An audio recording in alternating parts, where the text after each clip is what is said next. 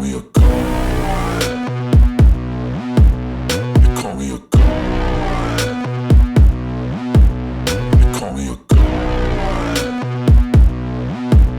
They call me a god. Let's go.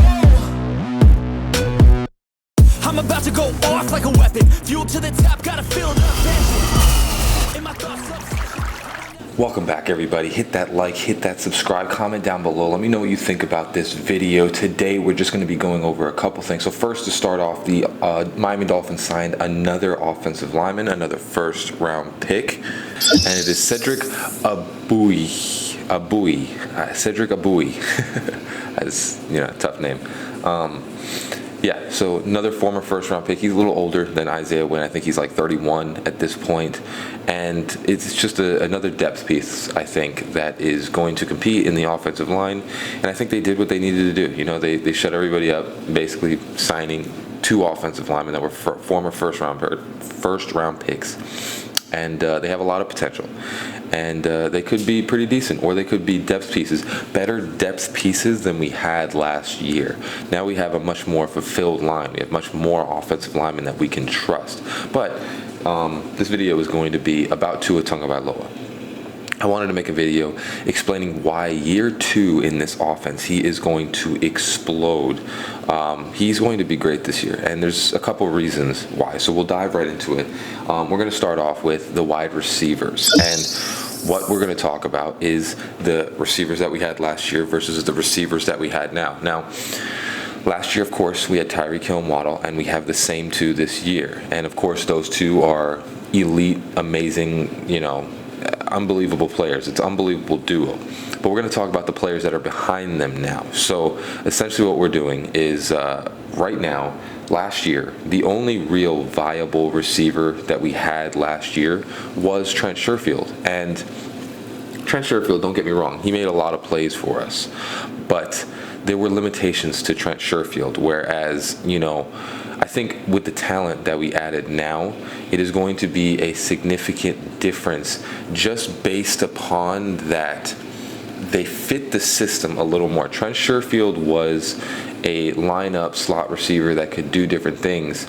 The yards after catch for Trent Sherfield, there was a couple plays where he ran past everybody, but for the most part, if Trent Sherfield is in the open field, he's not really, moving around everybody. So what I can say is that it's an upgrade for what we have this offseason put at the wide receiver position, because we still have Izukama, which we still have to see what he can do. We still have Braylon Sanders. We'll see what he can do. But now when you add Robbie Anderson and Braxton Berrios, so we'll go over Robbie Anderson first. Robbie Anderson actually had a 1,000-yard season, I believe, with the Jets, or close to it. He had a pretty incredible span of seasons where he was looking like a good number 2 receiver. And when you add someone like Robbie Anderson, so he's 6'3", so you have that big guy threat. But the thing with Robbie Anderson is he's also very, very fast, which is, of course, something that this team prides itself upon for having speed at the wide receiver position. And what you are going to be doing is you have now added a person that can... Trent Sherfield was great, but he was more so the underneath blanket that could help Tua out. What Robbie Anderson is he's actually going to be the guy that could probably get Waddle and Tyreek Hill more open, because he is someone that you have to cover in the set. So now you have a person that, honestly, it makes it even more difficult to guard Tyreek Hill and Jalen Waddle, because Robbie Anderson on the field is going to be another deep threat that you have to worry about. So now it gives you even more depth to your offense and more definition to your play calling, where now you have another guy that can stretch the field, and it's not just Tyreek Hill and Waddle. Trent Sherfield was fast, but he was more used and he was more efficient as the underneath blanket. He wasn't really going to be the guy that runs a crazy amount of deep plays, and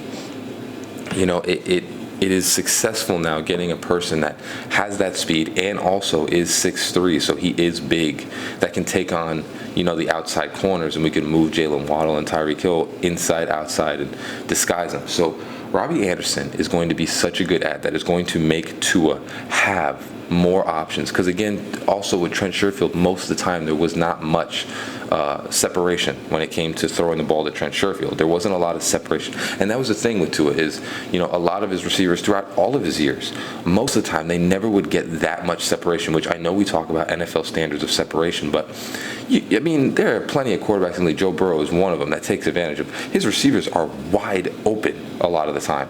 It's not like he's forcing it in. And Tua, a lot of the time, has to force it into plays or force it into players just because for the first couple of years in this league, Tua's receivers would never get separation. And Trent Sherfield was another one of those that he was great, but he would not get that much separation away from the players. Now you have a third speedster that can separate from his corner and give you enough space, and also can make you have to target him now, and can disguise Waddle and Tyreek a little bit better. So the next one we're going to be talking about is Braxton Berrios.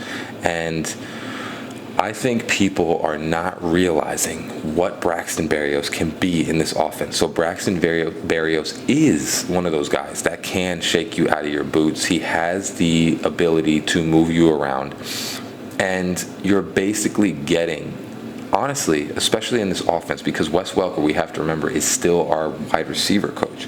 You are getting probably a similar version of Wes Welker in Braxton Berrios, where he will be what Trent Sherfield was, but I think, honestly, just a little bit better. Braxton Berrios is much more shifty and can create much more yards after catch. I believe in his years, there's about 1,000 yards after catch that he has for his catches, which is pretty crazy. So what you're going to be getting is a guy that Tua can just get the ball to, and he can make a play underneath. So what I'm saying is that, we talk about Trent Sherfield and Mike Gesicki. Those were our options last year. Because I guess I don't really count Gesicki as a tight end because he never would line up in line. He was just basically outside like the wide receivers. You now have guys that are crisper route runners and can get yards after the catch, because Gesicki would go down every time he caught the ball, and Trent Sherfield really didn't get that much separation when it came to routes. So you are going to be getting now Braxton Berrios, which is going to be a superb slot wide receiver that we now have, and he can really open up the field. So now the offense is going to be different, whereas before it was all deep plays. And what you have now with your receivers is you have deep plays, you have mid plays, and now you have a guy that can do the short plays, the short underneath routes. So now it gives you all three levels, whereas last year we kind of just had two levels. And it's going to give Tua much more room to throw the ball, whereas everybody was kind of in the same general area. Now you have different levels that you can throw the ball to, and just point guard it. Just literally let your guys run after the catch, which is something that Joe Burrow does a lot. I don't think people understand that Joe Burrow, a lot of his yards are people running after the catch. Same thing with Patrick Mahomes. A lot of his yardage is yards after the catch. Tua's just going to be doing the same thing. We got better receivers that can do a lot more than what we had. Not saying that last year we didn't have good players, but these guys can do a lot more than what we had at the position. So tight end, we have now mostly blocking tight ends, which, of course I'm talking about the rookie, but I don't really believe he's going to play too much this year. I think he's a good project and he can turn into something, but we'll see if he actually plays. Honestly, the tight end position is exactly what Mike McDaniel wanted. So he inherited the tight ends that he had last year. And to be honest, I don't think he really ever wanted Gesicki either. The guy that can't do these things.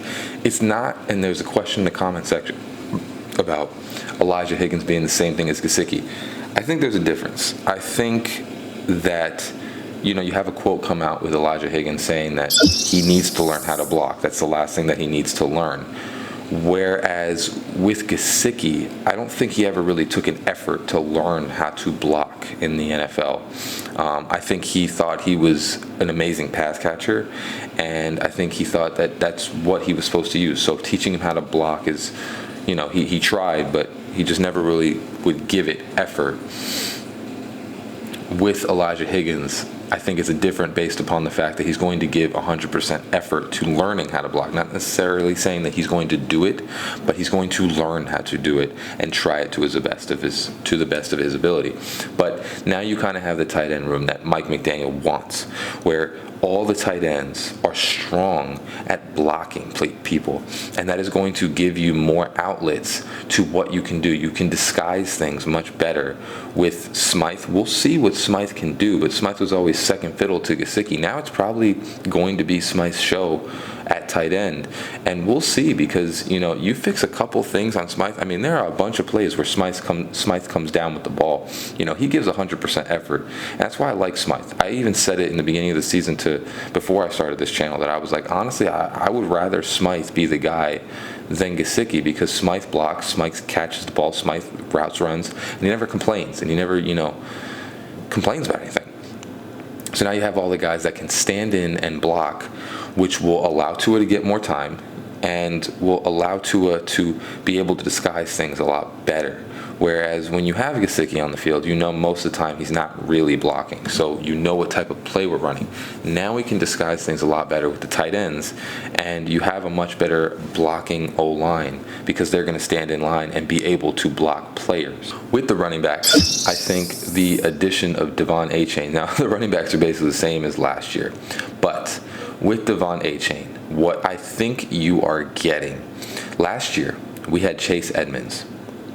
And I know we got Jeff Wilson just to kind of fulfill a need, but last year we had Chase Edmonds. And the reason we got Chase Edmonds is because we wanted a pass-catching running back that can come out of the backfield and create yards after catch. That was what Chase Edmonds, forte was.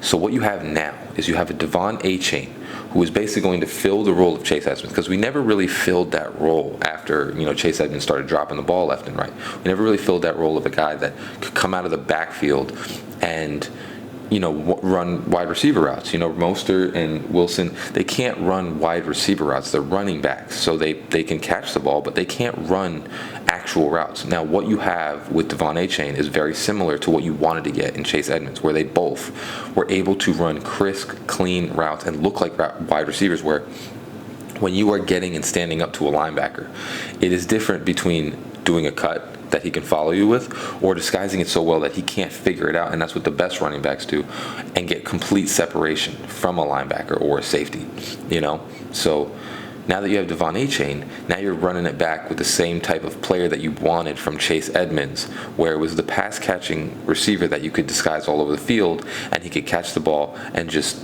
make a move and go, and that's what you wanted. Again, with Mostert and Wilson, they caught the ball and they would make some plays every once in a while, but it'd more just be bashing into people and coming out of the backfield, maybe they don't have the moves. Mostert is really good. He's a straight line guy, runs into people. They didn't have the moves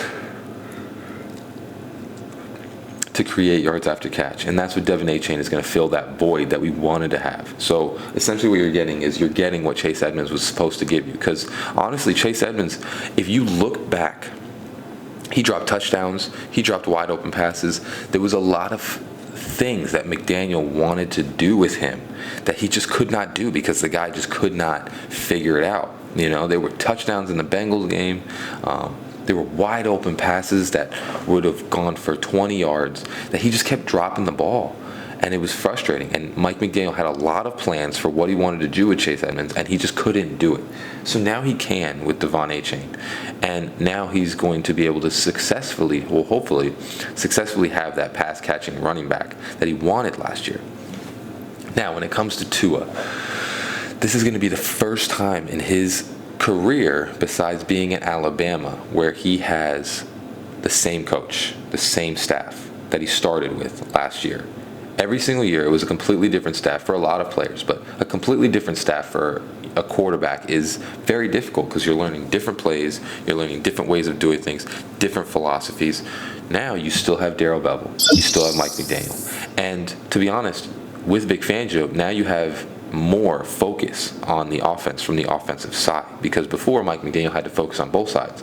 Now he is more so handing the reins off to Vic Fangio on the defense and allowing himself to specifically focus on offense. So now you have a guy that has been groomed in this offense, has made the mistakes that he's made last year, and understands it a lot better. 2, the offensive line is looking to be better than last year. We have much more depth. We have much more pieces to this offensive line versus just having, undrafted players and things like that coming in to fill the role. Now we actually have depth at the position with these 2 signings. And 3, Tua is bigger, he's bulkier, he's learned more things that he needs to learn. And again, last year, all he needed to do was stay on the field. So if he just stays on the field this year, I think everybody's scared of Tua Tagovailoa because he can be the best quarterback in the NFL. But with the jiu-jitsu and with all the things that he's been doing in the offseason, now he has successfully put himself in a place where he has learned how to fall correctly, and he also has learned the offense from last year and is starting to perfect it, because there's a difference between learning something and perfecting it. He is now going to be perfecting the offense, where last year he's learning a lot of new things and it worked very well. Now the comfortability of being able to, when you first are learning something, it is the learning moment, and then is when you get to the comfortability of it that you can extend what you're trying to do, is learning the basics and now perfecting what you are trying to do, advancing in different things. That is what is going to be the difference with Tua. Is last year he was learning it and he learned this offense. Now you are going to perfect the offense and stride further to be better at smaller things, to tweak smaller things. You can't really do that when you're learning new stuff. Now he can sit there and tweak all the things that he was doing last year and become better at different things that we didn't even realize that he could be better at.